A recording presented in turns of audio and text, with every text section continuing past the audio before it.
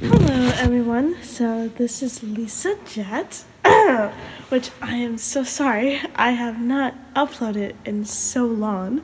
I have kind of been on a hiatus, just because I'm in college now, in UCA, which I will kind of talk more about that in some future videos because I'm actually gonna make a couple of videos this week. Just because I have missed a lot on my YouTube, so yeah. And so I'm definitely gonna talk about that and how it is being a college student and etc. And yeah, all that fun stuff. So this video is mostly a Christmas video, which it's already past Christmas, so this is like a belated Christmas video. Sorry for such a late holiday videos, but that's kind of where I'm at.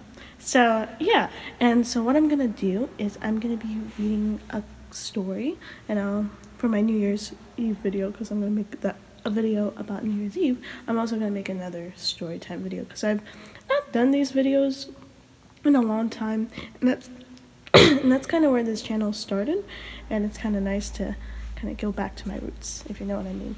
So the story that I will be reading is called The King Who Would See Paradise from Andrew Lane's Orange Fairy Book. So I hope you like it. Okay. Once upon a time, there was a king who came upon a holy man or fakir in a lonely place in the mountains. The fakir was seated on a little old bedstead reading the Koran, with his patched cloak thrown over his shoulders. The king asked him what he was reading, and the fakir he was reading about paradise, and praying that he might be worthy to enter there. Then they began to talk, and the king asked the fakir if he could show him a glimpse of paradise, for he found it impossible to believe in what he could not see. The fakir replied that he was asking a very difficult and perhaps dangerous thing, but that he would pray for him, and perhaps he might be able to do it.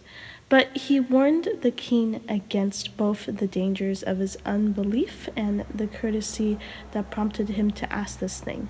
However, the king was not to be swayed, and he promised the fakir always to provide him with food, if he in return would pray for him. To this fakir agreed, and so they parted. Time went on, and the king always sent the old fakir his food according to his promise. But whenever he sent to ask him when he was going to show him paradise, the fakir always replied, "Not yet, not yet." After a year or two had passed, the king heard one day that the fakir was very ill and believed to be dying.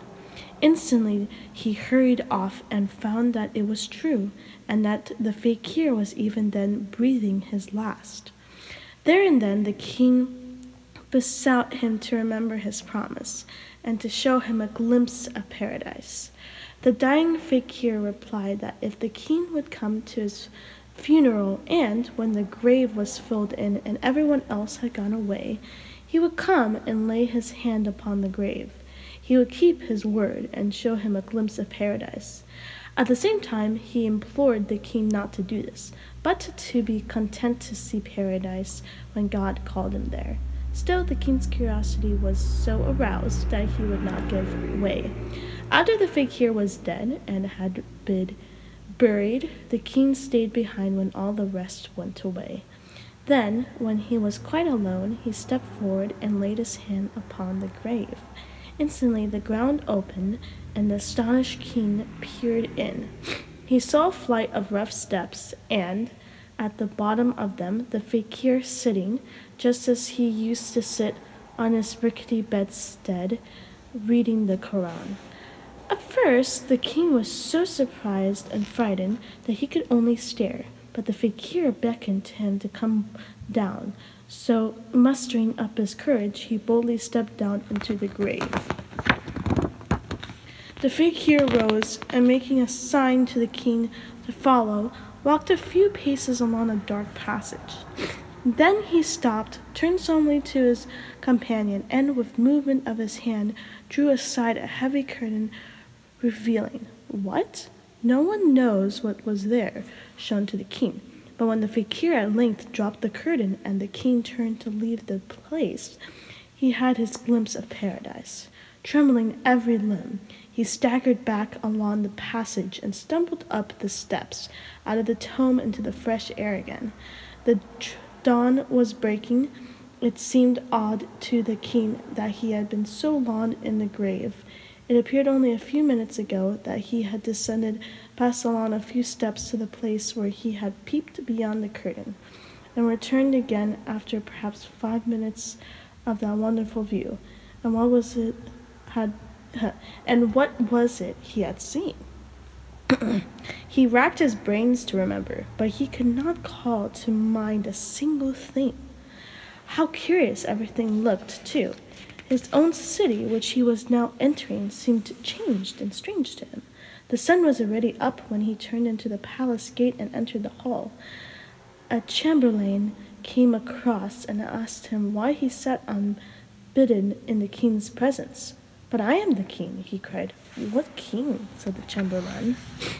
"The true king of this country," he replied. Then the chamberlain went away and spoke to the king who sat on the throne. And the old king heard words like mad, age, and compassion. The king on the throne called him to come forward, and as he went, he caught sight of himself reflected in the polished steel shield of the bodyguard, and he started back in horror. He was old, dirty, and ragged. His long white beard and locks were unkempt and straggled all over his chest and shoulders. Only one sign of royalty remained to him, and that was the signet ring upon his right hand. He dragged it off with shaking fingers and held it up to the king. "Tell me who I am," the old king cried. "There is my signet, which once sat where you sit, even yesterday." The king looked at him compassionately and examined the signet ring with curiosity. Then he looked at dusty records and archives of the kingdom, old coins of previous reigns, and compared them faithfully. At last the king turned to the old man and said, "Such a king as this, whose signet ring you have, reigned 700 years ago, but he is said to have disappeared. Where did you get the ring?" Then the old man understood that he, who was not content to wait patiently to see paradise, had been judged already.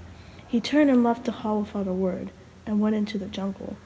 Here he lived a life of prayer and meditation for 25 years, until at last the angel of death came to him, and mercifully released him, purged and purified through his punishment. Okay, I hope you liked it. Also, I'm so sorry. I'm also kind of sick too, so that's why I sound really tired. My voice is really hoarse. So, but we're pushing through. We're pushing through because I really do need to make these videos. But yeah, so I hope you like it, and I hope you all guys had a really good Christmas. I had a pretty good Christmas. I just mostly chilled out, did stuff, practiced. Because I'm a music major, so I kind of have to practice. But yeah, practiced, and yeah, so just kind of chilled basically. So yeah. Anyway, but I hope you guys liked it, and see you next time. Bye.